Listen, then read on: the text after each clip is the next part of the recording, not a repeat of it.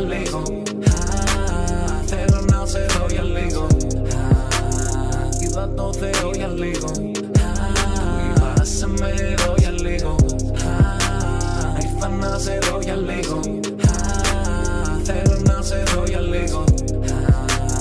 Είδα το Θεό για λίγο. Είπα σε με δω για λίγο. Θα το κάνουμε εμείς όπως άλλος κανείς. Έλα μαζί, πρέπει να το δεχτείς. Είμαστε όλοι θεοί, τα παιδιά της γης. Να μην φοβηθείς την πηγή της ζωής. Διεκδικείς σεβασμό. Είμαστε όλοι εμείς. Μα ο Θεός. Είμαστε όλοι εμείς, είμαστε άλλος κανείς. Είμαστε όχι από αυτό, δεν νομίζω. Είμαστε όλοι καλά και το στρίβω. Είμαστε όλοι μπροστά, το θυμίζω. Δεν τραγουδάμε, είναι πίσω. Δεν αναζητά τον ήλιο. Δεν αναζητά τον ίσιο. Να μην εκτιμά το δίκιο του. Να μην αγαπά το χτύπο. Έλα να μου πεις πως έχω κάνει λάθος.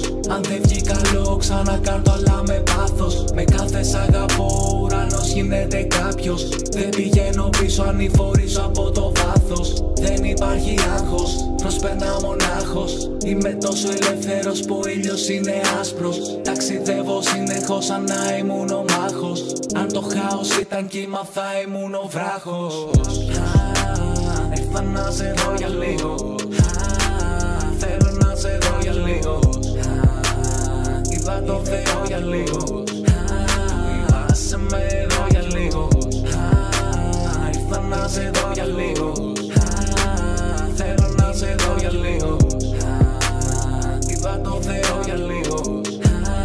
Είπα σε με δω για λίγο. Είμαι κάποιος που διάλεξε να κάνει το δικό του. Κάποιος που έπεσε στη γη με το όνειρό του. Κάποιος που έβαλε τα πάντα στο μυαλό του. Κάποιος που ξέρει το καλό και το κακό του. Κάποιος που διάλεξε να κάνει το δικό του. Κάποιος που έπεσε στη γη με το όνειρό του. Κάποιος που έβαλε τα πάντα στο μυαλό του.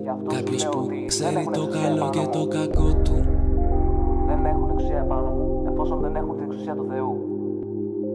Από εκεί και πέρα, για μένα, άμα με ρωτήσεις την ευτυχία, ρε φίλε, θα σου πω ότι είναι η εξουσία του Θεού. Και ό,τι συνεπάγεται με αυτό.